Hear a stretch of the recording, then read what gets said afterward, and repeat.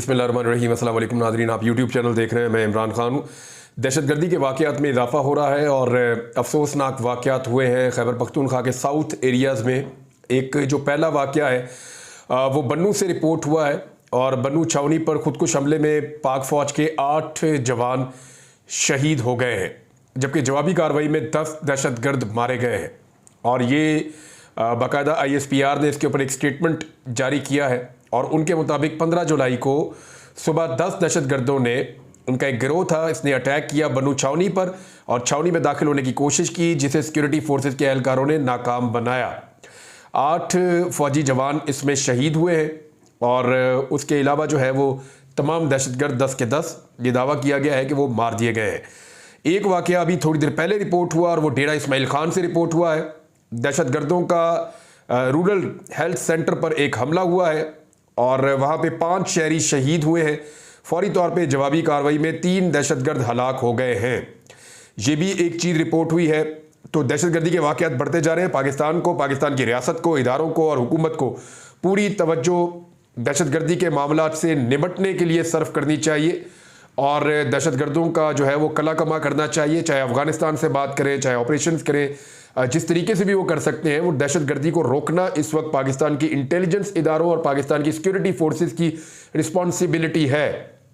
और दहशतगर्दी के वाक़यात बढ़ भी रहे हैं। यानी अभी इस वक्त पाकिस्तान की हुकूमत की तवज्जो इस बात पे नहीं है कि दहशतगर्दी बढ़ रही है। उनकी तवज्जो इस बात पे है कि अवाम की जेब के ऊपर डाका कैसे डालना है। उनकी तवज्जो इस बात के ऊपर है कि पाकिस्तान तहरीक इंसाफ पर पाबंदी कैसे लगानी है। उनकी तवज्जो इस बात पे है कि साबिक वज़ीर आज़म और सदर के ऊपर गद्दारी के मुकदमात कैसे बनाने हैं। हालांकि सारे इसको बचगाना करार दे रहे हैं। पाकिस्तान मुस्लिम लीग नून, उसके कायद की ये ख्वाहिश तो है और ऐसा लगता है उनको ये ऑर्डर भी मिला है और वो फौरी तौर पर, यानी मुस्तफ़ा नवाज खोकर साहब ने बड़ी ज़बरदस्त बात की। उन्होंने कहा जिस नवाज शरीफ की सियासत इस बात से आगे बढ़ रही थी कि मैं डिक्टेशन नहीं लूँगा, उस नवाज शरीफ की सियासत का इख्तिताम इस नुक्ते के ऊपर हो रहा है कि जो हुक्म मेरे आका, तो वो हुक्म बजा ला रहे हैं। उनकी तवज्जो पाकिस्तान और पाकिस्तान के हकीकी मसाइल की तरफ नहीं है। वो सिर्फ इस वक्त इमरान खान को और तहरीक इंसाफ को अपने लिए सबसे बड़ा मसला समझते हैं कि जब तक ये जमात या ये लीडर मौजूद है तब तक उनके लिए पाकिस्तान में सियासत करना मुमकिन नहीं है। अब हर मरतबा तो उनको उंगली से पकड़ के या गोद में बिठा के इक़्तिदार में ला के नहीं बिठाया जाएगा ना। हर मरतबा यास्मीन राशिद जब उन्हें शिकस्त देंगी बड़े बड़े मार्जिन से, तो हर मरतबा तो उनको फार्म 47 जाली नहीं मिलेगा। ये तो इस दफ़ा दाव लग गया इनका, अगली दफ़ा ये दाव लगे इसका क्या गारंटी है। लिहाजा उन्हें बंदोबस्त करना होगा इमरान खान का भी और पाकिस्तान तहरीक इंसाफ का भी। क्या वो कर पाएंगे? उनके अपने इत्तेहादी जो है वो नाराज़ हैं, वो गिले शिकवे कर रहे हैं कि जनाब इन्होंने हमें बताया ही नहीं, इन्होंने हमसे मशवरा ही नहीं किया और इन्होंने खुद ही फैसला कर लिया कि पाकिस्तान तहरीक इंसाफ पर पाबंदी लगाने जा रहे हैं। तो अब इसहाक डार ने स्टेटमेंट दिया, नहीं जी नहीं, अभी फैसला नहीं हुआ, अब हम पहले मुशावरत करेंगे। यानी गोंगलुओं से मट्टी झाड़ने का तरीका यह है कि बजाय इसके कि अपने बयान के ऊपर खड़े रहते, उनके अपने इंफॉर्मेशन मिनिस्टर ने बाकायदा ऑफिशियल प्रेस कॉन्फ्रेंस की और उसके अंदर कहा कि तहरीक इंसाफ पर पाबंदी लगाने भी जा रहे हैं और इमरान खान पर, आरिफ अलवी साहब पर और कासिम सूरी पर हम आर्टिकल 6 के तहत गद्दारियों का मुकदमा बनाने भी जा रहे हैं। ये दोनों चीजें इनके इंफॉर्मेशन मिनिस्टर ने कही थी और अब वजीर खारजा आते हैं और आकर कहते हैं जी ऐसा कुछ भी नहीं होने जा रहा, बल्कि अब हम मुशावरत करेंगे, क्योंकि इत्तेहादियों ने इनको आंखें दिखाई कि जनाब इतने बड़े बड़े फैसले आप खुद से ही कर रहे हैं और हम नहीं समझते कि एक पॉलिटिकल पार्टी के ऊपर पाबंदी लगनी चाहिए। कल को आप भी फंस जाएंगे, हम भी फंस जाएंगे। लेकिन इसके साथ साथ मैं एक चीज़ और देख रहा हूं कि पाकिस्तान तहरीक इंसाफ, ये तो आपको मानना पड़ेगा कि पाकिस्तान तहरीक इंसाफ इस मुल्क की इतनी बड़ी पॉलिटिकल पार्टी बन गई है कि सारे के सारे उसूली तौर पे ये कह रहे हैं कि इस जमात पर पाबंदी ना लगाई जाए, लेकिन सबके सब अंदर से चाहते यही है कि इस जमात से किसी तरह जान छूट जाए। वो कैसे? देखिए, सारे ये कहते हैं सियासी जमातों पर पाबंदी लगाना गलत है, लेकिन जी PTI भी तो सियासी जमात बने ना। साथ में ये भी कहते हैं कि PTI भी सियासी जमात बने, हमारे साथ बातचीत करे, हमारे साथ घुल मिल कर रहे, हमारे साथ मुलाकातें करे और जो तरीकाकार हमारा है सियासत करने का, वही तरीकाकार पाकिस्तान तहरीक इंसाफ भी अडॉप्ट करे। देखिए, एक चीज़ मैं आपको बताऊं, तहरीक इंसाफ के अंदर भी स्टेटस को के लोग हैं और वो स्टेटस को की तरह डील करना चाहते हैं, लेकिन तहरीक इंसाफ का जो लीडर है, जो बेसिकली फैसले करता है, वो स्टेटस को नहीं है इमरान खान। मैंने कई दफ़ा पहले ये कहा कि इमरान खान एक्चुअली आउटसाइडर है। इमरान खान इस सिस्टम का हिस्सा नहीं है जो सिस्टम पाकिस्तान के अंदर कई दहाइयों से चलता चला आ रहा है। वो सिस्टम के बाहर का आदमी है, इसलिए सिस्टम उसको एक्सेप्ट नहीं कर पा रहा। सिस्टम उसको एक ऐसे वायरस के तौर पे देखता है जो सिस्टम को खराब कर देता है। और सिस्टम तो चल रहा है चंद खानदानों को नवाजने के लिए, सिस्टम तो चल रहा है एक खास किस्म की एलीट क्लास है और खास बड़े बड़े ओहदों पे बैठे हुए लोग हैं, उनके इक़्तिदार के एक मॉडल के ऊपर सिस्टम चल रहा है। तो इमरान खान जब आता है तो वो सिस्टम करप्ट होता है, वो सिस्टम जो है उसके अंदर प्रॉब्लम आ जाती है, वो सिस्टम चल नहीं पाता। तो इसलिए सिस्टम इमरान खान को एक्सेप्ट नहीं कर पाता। वो कहते नहीं हमारे जैसे बनो, जैसी हम पॉलिटिकल पार्टी ने वैसे बनो।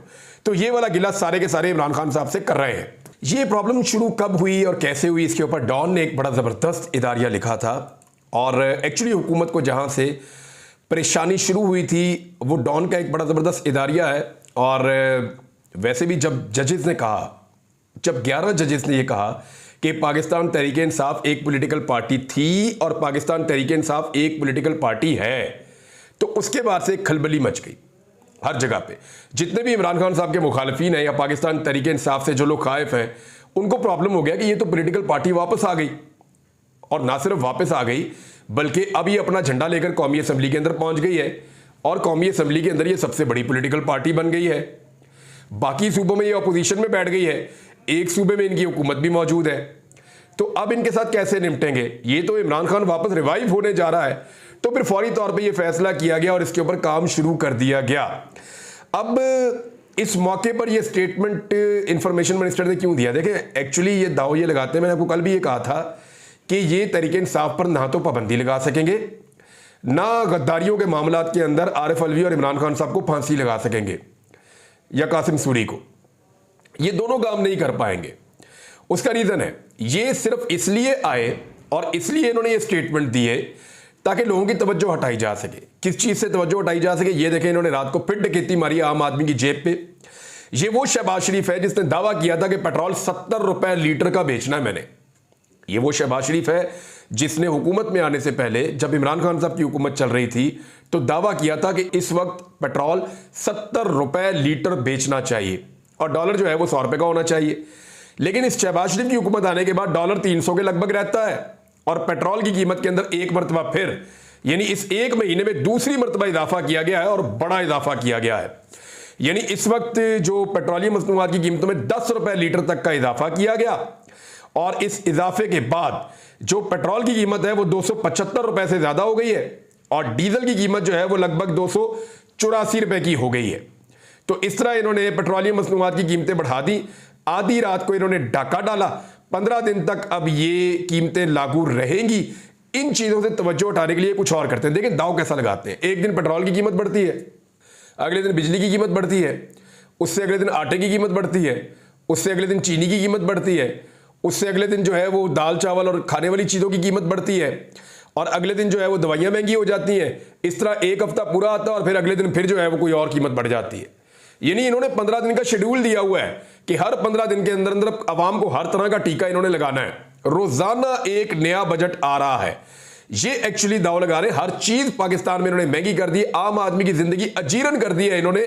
सिर्फ अगर कोई चीज सस्ती रखी है तो वो इंसान की जान है। इंसानी जान की कोई कीमत नहीं है, बाकी हर चीज की कीमत है।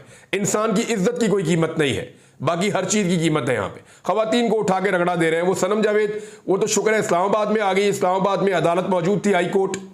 तो इस्लामाबाद हाई कोर्ट में chief justice Islamabad high court छुट्टी पे थे, इसलिए केस दूसरे जज साहब के पास चला गया, गुल हसन औरंगजेब साहब, और उन्होंने उनको रिहाई आज़ादी दे दी। तो एक खातून को इंसाफ मिला। फिलहाल वो केपी हाउस में उनको वज़ीर आला खैबर पख्तूनख्वा ने गेस्ट के तौर पर रखा है। लेकिन मामला यह है कि उनको तो आज़ादी मिल गई, बाकियों का क्या बनेगा? आलिया हमजा अभी तक जेल के अंदर बंद है और वो नाकर्दा गुनाहों की सजा काट रही। पाकिस्तान तहरीक इंसाफ का मानना है कि वो तो बेदरद खातून है, वो तो ऐसी चीजें करती भी नहीं है। यास्मीन राशिद साहिबा, जिनकी वीडियो मौजूद है, वो चिल्ला रही है, लोगों को रोक रही हैं कि वायलेंट नहीं होना। वो यास्मीन राशिद साहिबा कैंसर की पेशेंट है, 70 साल से ज्यादा उनकी उम्र है। बहादुरी के साथ वो जेल काट रही है, जुल्म की उनके ऊपर इंतहा कर दी गई है। ये वही खातून है जिन्होंने नवाज शरीफ पर तरस खाकर उनका बेहतरीन इलाज पंजाब के अस्पतालों में कराया था। जो फैसिलिटी चाहिए थी इन्होंने नवाज शरीफ को वो फैसिलिटी दी थी, यास्मीन राशिद साहिबा। लेकिन अब देखिए उनके साथ क्या हो रहा है, कितना जुल्म हो रहा है। लेकिन ये वही हुकूमत है, याद रखिएगा, उसी नवाज शरीफ की हुकूमत है इस मुल्क के अंदर और उसकी बेटी की हुकूमत है, जिन लोगों को यास्मीन राशिद साहिबा ने फुल प्रोटोकॉल और फुल इलाज मुआवजे की सहूलतें दी थी। ये लोग एहसान फरामोश हैं। और एहसान फरामोशी की मिसाल ये भी है ना कि आज जनरल बाजवा के खिलाफ भी ये स्टेटमेंट देते हैं, बाकी जर्नैलों के खिलाफ भी देते हैं, जिनके जरिए से इक़्तिदार में आते रहे हैं। तो इन्होंने कल ये मौजूदा जो अभी जनरल मौजूद है, इनके खिलाफ भी ऐसे स्टेटमेंट दिया करेंगे। इनका काम ही है, मियां नवाज शरीफ साहब का तरीका वारदात है। ये हमेशा चढ़ते सूरज को सलाम करते हैं और ताकतवर को सल्यूट करते हैं, और जैसे ही कोई ताकत से हट जाता है तो ये उसका फोन भी नहीं उठाते। उठाना भी नहीं चाहिए, मियां साहब का तरीकाकार ही है। नाज़रीन, आम आदमी जो है उसका जो रद्द-ए-अमल है वो इसके ऊपर बहुत ज़रूरी है। और जमात इस्लामी, सारी पॉलिटिकल पार्टी, वो तो सारे गुस्से में है। पीटीआई ने भी इसको मुस्तरद किया कि पेट्रोलियम मसनूआत की कीमतें बढ़ा के आम आदमी की जेब पे डाका डाला गया है। ताजरों ने भी इसको मुस्तरद कर दिया है कि ये कीमतें बढ़ाना बहुत ज़्यादती है। लेकिन अवाम क्या कह रहे हैं? अवाम के सब्र का पैमाना लबरेज हो गया। शहरी ARY न्यूज़ ने इसके ऊपर लोगों से राय ली थी और भी कुछ चैनल्स ने ली है। तो लोगों का ये कहना है कि अब हुकूमत से कोई अच्छे की उम्मीद नहीं है, हम IMF के गुलाम बनकर रह गए हैं। और एक्चुअली ये हुआ है। मौजूदा हुकूमत ने हुकूमत लेने के बदले, अपने केस माफ़ करवाने के बदले, जेलों से निकलकर इक़्तिदार के ऐवानों में बैठने के बदले, अपने मुखालिफिन को दबाने और उनके ऊपर जुल्म और बर्बरियत करवाने के बदले में हर वो काम करने का तहैया कर लिया है, या हर वो काम करने की हामी भर ली है जिससे पाकिस्तान की आवाम को तकलीफ और दुख पहुंचे। यानी IMF के कहने के ऊपर ये लगातार अपने मुंह से कह रहे हैं कि हमने, IMF ने हमारा बजट बनाया, अपने मुंह से कह रहे हैं, अपने मुंह से कह रहे हैं कि हमने IMF के कहने के ऊपर जालिमाना टैक्सेस लगा दिए हैं, अपने मुंह से कह रहे हैं कि हमने बिजली की कीमतें जो 3 गुना 4 गुना बढ़ा दी है, ये हमने IMF के कहने के ऊपर बढ़ाई है। अपने मुंह से कह रहे हैं कि IMF कहती है तो हम पेट्रोल की कीमत बढ़ाते हैं। तो मुल्की IMF को एक्चुअली गिरवी दे दिया है और इन्होंने गुलाम बनकर गुलामी कबूल की IMF की, और पूरे पाकिस्तान को गुलामी में धकेल दिया है। नाज़रीन, इससे पहले कि मैं एडहॉक जजेस के मामले पे जाऊं, इमरान खान साहब के बारे में कल एक ट्वीट किया एक वकील साहब ने, और उन्होंने ये फरमाया कि बड़े अच्छे वकील हैं, लेकिन उन्होंने कहा कि इमरान खान साहब से मोबाइल फ़ोन छीना गया था और वो बहुत कमज़ोर बोल रहे थे, या वो दुख में बोल रहे थे। तो मैंने मल्टीपल लोगों से बात की इस बारे में, और सब ने इस बात की तस्दीक की कि इमरान खान साहब से किसी ने मोबाइल फ़ोन नहीं छीना। और दूसरा, सब ने मुझे ये बताया कि इमरान खान ने बड़ी बहादुरी से, दिलेरी से अपना मौक़िफ़ बड़ी बुलंद आवाज़ में और बड़े जोश के साथ पेश किया है दहशतगर्दी की अदालत में। लेकिन इसके बावजूद उनको 10 दिन का रिमांड मिल गया है। अब देखते हैं कि ये कहाँ चैलेंज होगा, हाई कोर्ट में जाएगा मामला, फिर क्या बनेगा, आगे आगे चीज़ें चलेंगी तो पता चलेगा। लेकिन हाई कोर्ट में चीफ जस्टिस तब्दील हो गई है, नई चीफ जस्टिस मौजूद है, तो उनके ऊपर एक बहुत बड़ा एक लोगों की नज़र है कि वो इंसाफ की फराहमी कैसे करती हैं। क्योंकि इमरान खान के बकौल उनके बहुत सारे सवालात हैं जो उन्होंने उठाए 9 मई को लेकर, और उनके जवाब अभी तक मौजूद नहीं है। और पाकिस्तान तहरीक इंसाफ उन्हीं सवालों की बुनियाद के ऊपर 9 मई के सारे मामले को एक अलग नज़र से देखती है। वो वैसे नहीं देखना चाहती जैसे मौजूदा हुकूमत देख रही है। एक चीज़ और है, मैं आपके साथ शेयर करता हूँ कि एडहॉक जजेस का एक्चुअली मामला है क्या। देखिए, इस वक्त सुप्रीम कोर्ट ऑफ पाकिस्तान में 17 जजेस हैं। 17 में से 3 नए आए और 13 जजेस ने फुल कोर्ट ने फैसला दिया पाकिस्तान तहरीक इंसाफ के हक में। और जो नए जजेस आए हैं उनकी भी शोहरत के बारे में सबको पता है। तो एक दो चीज़ें बड़ी क्लियर हैं कि काजी फायज ईसा साहब इस वक्त इस अदालत के अंदर अकलियत में है। फुल कोर्ट जब भी बैठेगी या कोई बड़ा केस आएगा, काजी फायज ईसा साहब अकलियत में रहेंगे। मखसूस नशिस्तें अगर मौजूदा हुकूमत को नहीं मिलती तो इस सूरत में काजी फायज ईसा साहब की एक्सटेंशन नहीं हो सकती। अगर काजी फायज ईसा साहब को एक्सटेंशन ना मिली और वो अपने टाइम पे रिटायर्ड हो गए, 100 दिन रह गए हैं गालिबन, 3 महीने के बाद अगर काजी फायज ईसा साहब अक्टूबर में रिटायर हो गए, तो फिर याद रखिएगा अक्टूबर और नवंबर में जो अदलिया है उसके अंदर और बहुत ज़्यादा क्लैरिटी आ जाएगी इंसाफ देने के मामलात में, और रुकावटें सारी दूर हो जाएंगी। और फिर ट्रिब्यूनल्स जब फैसले करेंगे तो वो पाकिस्तान तहरीक इंसाफ की जीती हुई सीटें उनको वापस मिलना शुरू हो जाएंगी। लगभग 50 से ज़्यादा सीटें तो कौमी असम्बली की ऐसी हैं जिनके ऊपर लगता है कि बहुत क्लैरिटी के साथ फ़ौरन पाकिस्तान तहरीक इंसाफ को वापस मिल जाएगी। ख्वाजा आसिफ ने भी इस खदशे का इजहार किया एक जगह पे बात करते हुए। वो प्रेस टॉक कर रहे थे, उन्होंने कहा जी देखिए अक्टूबर नवंबर में पूरा मंसूबा है और ये 8 फरवरी का इलेक्शन जो है इसके ऊपर अटैक हो जाएगा। तो ख्वाजा आसिफ साहब 8 फरवरी के इलेक्शन के ऊपर जो अटैक हुआ था ना, वो 9 फरवरी को हुआ था, जब रेहाना डार की जीत को हार में तब्दील किया गया था और आपको जाली फार्म 47 थमा दिया गया था, नवाज शरीफ को जाली फार्म 47 थमा दिया गया था। इस्लामाबाद, रावलपिंडी, पूरा पंजाब, हर जगह पे जाली फार्म 47 के ऊपर MQM पीपल्स पार्टी और सबसे ज़्यादा नून लीग को सीटें मिली थी। तो 9 फरवरी को एक्चुअली 8 फरवरी के इलेक्शन के ऊपर अटैक हो गया था। अब तो वो बेचारे सारे लोग अदालतों से और ट्रिब्यूनल से इंसाफ मांग रहे हैं और उसके रास्ते के अंदर स्टे आ रहे हैं, और वो स्टे जो है वो काजी साहब की अदालत से मिल रहे हैं। तो अगर काजी साहब रिटायर हो जाते हैं, काजी साहब चले जाते हैं, तो ऐसी सूरत में होगा क्या? ऐसी सूरत में यह होगा कि फिर इंसाफ मिलना शुरू हो जाएगा और ये हुकूमत चली जाएगी दिसंबर तक। लिहाजा हुकूमत को अगर अपने आप को बचाना है तो काजी फायज ईसा साहब को एक्सटेंशन हर हाल में देनी पड़ेगी। लेकिन क्या वो एक्सटेंशन दे पाएंगे काजी फायज ईसा साहब को? उसके लिए मखसूस नशिस्तें चाहिए या उसके लिए मजीद हमायत चाहिए सुप्रीम कोर्ट ऑफ पाकिस्तान में। अब मजीद हमायत के लिए क्या किया, ये एक फैसला है, मैं आपके सामने रख देता हूं। और फैसला है एडहॉक जजेस लगाने का। 19 जुलाई को सुप्रीम कोर्ट में जुडिशल कमीशन का इजलास तलब किया गया है और उसमें एडहॉक जजेस की तकरीरी की जाएगी। अच्छा, तकरीरी के लिए जो 4 नाम तजवीज़ किए हैं वो चीफ जस्टिस ने तजवीज़ किए हैं। इनमें जस्टिस रिटायर मुशीर आलम और जस्टिस रिटायर मकबूल बाकर, जस्टिस रिटायर्ड मजर आलम मियाँ खेल और जस्टिस रिटायर्ड तारिक मसूद, इनके नाम शामिल है।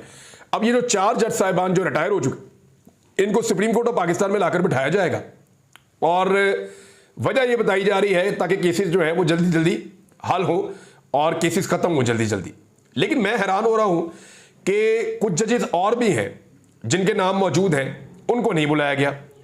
ये वो जजेस हैं जो इंसाफ और कानून के मुताबिक चल रहे थे। ये 4 जजेस हैं, देखें इनके बारे में 1-2 चीजें तो बड़ी क्लियर है। इन जजेस ने हमेशा पाकिस्तान तहरीक इंसाफ के खिलाफ फैसले दिए हैं। इन जजेस ने हमेशा PMLN के हक में फैसले दिए हैं। यानी ये वो जजेस हैं जो मौजूदा हुकूमत की आंख के तारे हुआ करते थे और रिटायर हो गए हैं। अब इनके जाने के बाद इनकी याद आई और इनको वापस लाया जा रहा है। अब उसके लिए कानून में एक गुंजाइश मौजूद है, लेकिन क्या इनकी जरूरत है और अभी इनकी जरूरत क्यों है? तो 2 जजेस ने तो इनकार कर दिया, जिनमें से एक जज है जस्टिस मुशीर आलम, उन्होंने कहा जी मैं तो नहीं आ रहा। जस्टिस मकबूल बाकर साहब ने भी मुबैना तौर पे इनकार कर दिया है। बाकी रह गए 2 जजेस, जस्टिस रिटायर मदर आलम मियाँ खेल और जस्टिस रिटायर तारिक मसूद साहब। और इन जजेस ने भी पाकिस्तान तहरीक इंसाफ के खिलाफ फैसले दिए हुए हैं। तो अब तहरीक इंसाफ ये डिमांड कर रही है या वकला को इसके लिए आवाज उठानी चाहिए कि क्या ये इंसाफ का कत्ल नहीं होने जा रहा? क्या रिटायर्ड जजेस को लाकर काजी फायज ईसा साहब अपनी अकलियत को अक्सरियत में बदलने की कोशिश नहीं कर रहे? ये सवालात बार बार उठाए जा रहे हैं और इसका जवाब सिंपल ये है कि क्योंकि मौजूदा हुकूमत का काम ही नहीं चलता काजी फायज ईसा साहब के बगैर, तो उनको एक्सटेंशन दिलाने के लिए अगले 100 दिनों में ये कुछ भी कर सकते हैं, कुछ भी कर सकते हैं। लेकिन अगर काजी फायज ईसा साहब चले गए तो फिर आप समझिए कि इनकी सियासत भी तबाह हो गई और फिर इनके हाथ से हर चीज निकल जाएगी। इनकी जो लाइफ लाइन है, जो आखिरी बच्ची हैं, वो ऐसा लगता है काजी फायज ईसा है। अब तक के लिए इतना ही। अपना ख्याल रखिएगा, अपने चैनल का भी। अल्लाह हाफिज।